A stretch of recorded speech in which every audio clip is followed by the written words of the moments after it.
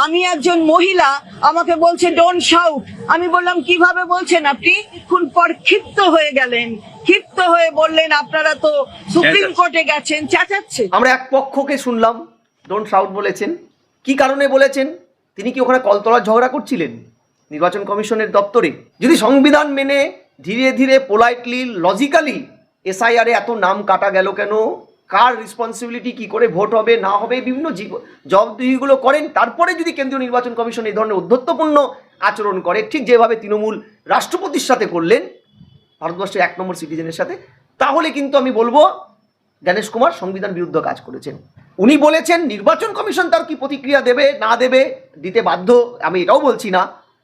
সেই জায়গা থেকে সরে গিয়ে আমি এইটুকু বলতে পারি, শাসক দল কিন্তু প্রথম দিন থেকে একটার পর একটা তত্ত্ব খাড়া করে মূল প্রশ্নটার থেকে মানুষকে সরিয়ে নিচ্ছে। আছে অর্চনিমা ভট্টাচার্য গিয়েছেন, সুপ্রিম কোর্টে মামলা চলছে, 142 ধারা ইস্যু হয়েছে, যেটা বিচারাধীন। তাহলে নেক্সট হিয়ারিংয়ে সেই বিচারটা সুপ্রিম কোর্ট করবে। এসআইআরে এত নাম বাদ গেল, কি গেল না, কেন গেল না গেল, প্রত্যেকটা ক্লজ সুপ্রিম কোর্টে বিচারাধীন। সেই জায়গায় দাঁড়িয়ে নির্বাচন কমিশনারও তো এই জায়গাটা অপারগ। ঠিক যেভাবে কোনো একটা বিচারাধীন বিষয়ে রাজ্য সরকার, রাজ্যের মুখ্যমন্ত্রী বলেন ওটা বিচারাধীন, আমি বলতে পারবো না, ঠিক বলেন। তাহলে এই জায়গায় দাঁড়িয়ে রাজ্যের প্রশাসন দাবিটা সপক্ষে যদি কোনো প্রশ্ন করে থাকেন এবং কেন্দ্রীয় নির্বাচন কমিশন যদি এটা বলে থাকে যেটা সুপ্রিম কোর্টে বিচারাধীন, তাহলে আমার মনে হয় সেটা খুব অসাংবিধানিক কথা তিনি বলেননি। আজকে আমরা দেখতে পাচ্ছি যে নির্বাচন কমিশন ইসিআই তার সাথে বৈঠক করতে তৃণমূলের 3 প্রতিনিধি গেছে, ফেরাদ হাকিম, চন্দ্রিমা ভট্টাচার্য এবং রাজীব কুমার। ইতিমধ্যে চন্দ্রিমা ভট্টাচার্য তিনি একটা অভিযোগ এনে ফেলেছে যে আমি মহিলা হওয়া সত্ত্বেও যেমনটা দিল্লিতে হয়েছিল তেমনটা আমরা কলকাতায়, চন্দ্রিমা ভট্টাচার্য বলছে আমাকে বলা হচ্ছে ডোন্ট শাউট বলে আমাকে অপমান করা হচ্ছে। কি বলবেন? প্রশ্ন হচ্ছে মিসিং লিঙ্ক। দেখুন ভেতরে কি হয়েছে না হয়েছে, নির্বাচন কমিশন এবং অন্যান্য প্রতিনিধি দল, বিভিন্ন দলের এবং অবশ্যই শাসক দলের, তাদের সবার সামনে হয়েছে। আমরা এক পক্ষকে শুনলাম ডোন্ট শাউট বলেছেন। কি কারণে বলেছেন? তিনি কি ওখানে কলতলার ঝগড়া করছিলেন নির্বাচন কমিশনের দপ্তরে? যদি করে থাকেন তাহলে তার অনুষঙ্গ মেনে তার বেসিক রেসপন্সিবিলিটি, এত বড় একটা সংবিধানের এত বড় একটা কর্মযজ্ঞ চলছে, ফুল বেঞ্চ এসেছে, সেই বেঞ্চের যিনি ভারতবর্ষে এই মুহূর্তে কেন্দ্রীয় নির্বাচন কমিশনার, তার এই কথাটা আমি সমর্থন করি।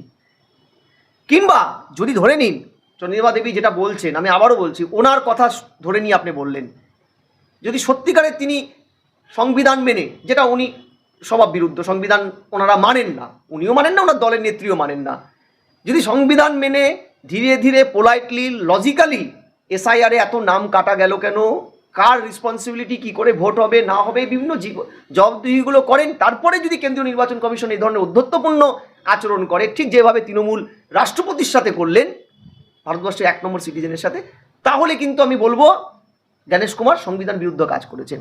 কারণ তার নির্বাচনের প্রতি অ্যাকাউন্টেবিলিটি থাকার কথা, এবং নির্বাচনের প্রতি অ্যাকাউন্টেবিলিটি মানে বিরোধী দল, শাসক দল, প্রত্যেকটা রাজনৈতিক দলের প্রতি অ্যাকাউন্টেবিলিটি থাকার কথা। কারণ তিনি রাজনৈতিক বহির্ভূত একজন অটোনোমাস বোর্ডের পার্ট, ফাংশনালি অটোনমি তার বোর্ডটা, অর্থাৎ নির্বাচন কমিশন, অর্থাৎ নির্বাচন কমিশনারের পদটা। এবার প্রশ্নটা হচ্ছে, এ রাজ্যের শাসক দলের নেতা মন্ত্রীদের কথাবার্তা তো আমরা এর আগেও দেখেছিলাম। এরা এমন এমন তত্ত্ব খাড়া করে, রাজ্যের মুখ্যমন্ত্রীকে বলুন 100 দিনের কাজের টাকা চাইতে গিয়ে কেন্দ্রীয় পঞ্চায়েত মন্ত্রী তাদেরকে ইনসাল্ট করেছেন, আমরা কত কিছু দেখলাম, অভিষেককে ইনসাল্ট করেছে, টাইম দেয়নি।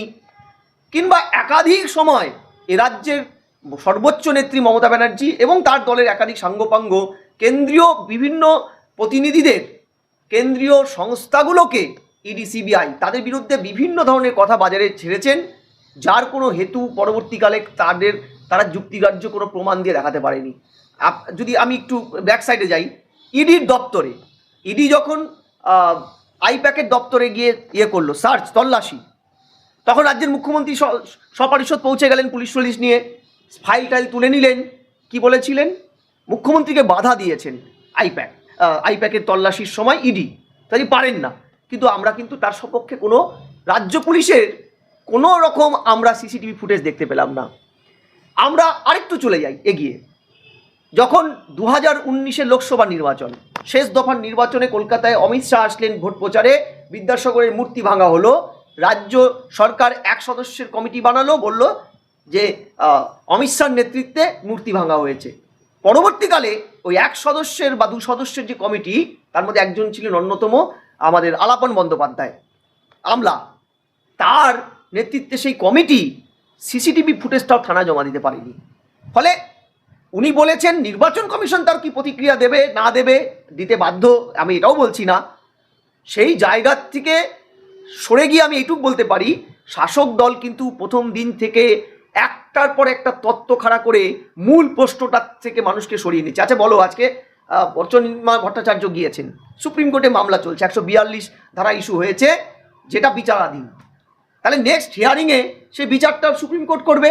এসআইআরে এত নাম বাদ গেল, কি গেল না, কেন গেল না গেল, প্রত্যেকটা ক্লজ সুপ্রিম কোর্টে বিচারাধীন। সেই জায়গায় দাঁড়িয়ে নির্বাচন কমিশনারও তো এই জায়গাটা অপারগ।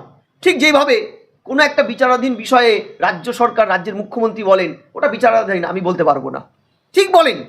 তাহলে এই জায়গায় দাঁড়িয়ে রাজ্যের প্রশাসন দাবিটা সপক্ষে যদি কোনো প্রশ্ন করে থাকেন এবং কেন্দ্রীয় নির্বাচন কমিশন যদি এটা বলে থাকে যেটা সুপ্রিম কোর্টে বিচারাধীন, তাহলে আমার মনে হয় সেটা খুব অসাংবিধানিক কথা তিনি বলেননি।